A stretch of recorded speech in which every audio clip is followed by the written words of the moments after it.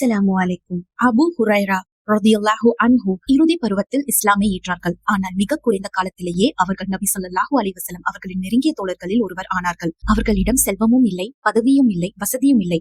ஆனால் அவர்களிடம் இருந்த மிகப்பெரிய ஒன்று கற்க தயாரான ஒரு ஆவலான இதயம். அபூ ஹுரைரா ரலியல்லாஹு அன்ஹு நபி ஸல்லல்லாஹு அலைஹி வஸல்லம் அவர்களுடன் பகலும் இரவும் கழித்து அவர்கள் சொன்ன ஒவ்வொரு வார்த்தையையும் ஒவ்வொரு போதனையையும் மனப்பாடமாக கொண்டார்கள். மற்றவர்கள் வேலை செய்தும் பயணம் செய்தும் வியாபாரம் செய்தும் இருந்தபோது அவர்கள் தனது வாழ்க்கையை முழுவதும் அறிவுக்காக அர்ப்பணித்தார்கள். ஒருமுறை அவர்கள் நபி ஸல்லல்லாஹு அலைஹி வஸல்லம் அவர்களிடம், அல்லாஹ்வின் தூதரே, நான் பல ஹதீசுகளை கேட்கிறேன், ஆனால் மறந்து விடுகிறேன் என்று சொன்னார்கள். அப்போது நபி ஸல்லல்லாஹு அலைஹி வஸல்லம் அவர்கள் தனது பரக்கத்தான போர்வையை அவர்களின் மேல் போட்டு நினைவாற்றலுக்காக ஒரு சிறப்பு துஆவை செய்தனர். இந்த நாளிலிருந்து அபூ ஹுரைரா ரலியல்லாஹு அன்ஹு நான் எதையும் மறந்ததில்லை என்று கூறினார்கள்.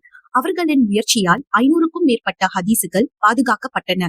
இன்று வரை நம் வாழ்க்கையை வழி நடத்தும் போதனைகள். அவர்கள் மக்களுக்கு மென்மையுடனும் பொறுமையுடனும் அன்புடனும் போதித்தார்கள். எப்போதும் அல்லாஹ்வின் ரஹ்மாவை நினைவுபடுத்தினார்கள். அரசர்களை விட பெரிய ஒரு மரபை பின்னால் விட்டு சென்றார்கள். அவர்களது வாழ்க்கை நமக்கு கற்பிப்பது உண்மையான மரியாதை அறிவில், நேர்மையில், அல்லாஹ்விற்கு நெருக்கத்தில் இருந்து வருகிறது. மேலும் ஒரு நேர்மையான இதயம் முழு உம்மத்திற்கும் வழிகாட்டுதலை பாதுகாக்க முடியும்.